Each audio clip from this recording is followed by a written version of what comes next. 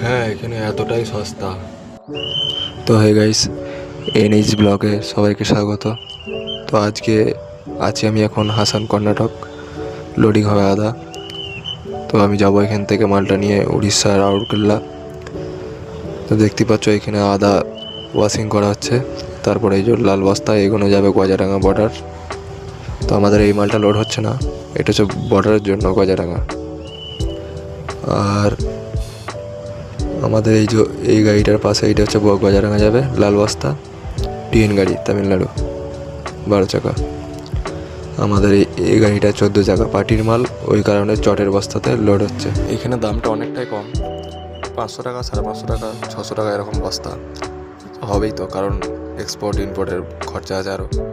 গতকাল রাত্রে লোড করে রেখে দিয়েছিল, এখন রান্না টান্না করে খেয়ে ঘুমাচ্ছি।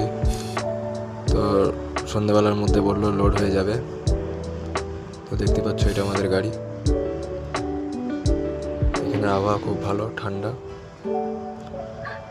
তো সকলে কেমন আছো একটু কমেন্ট করে জানিও, ঠিক আছে? তো একটু রেস্ট নেবো এখন। তো ভিডিওটা যদি ভালো লাগে তাহলে লাইক আর কমেন্ট করো। ধন্যবাদ।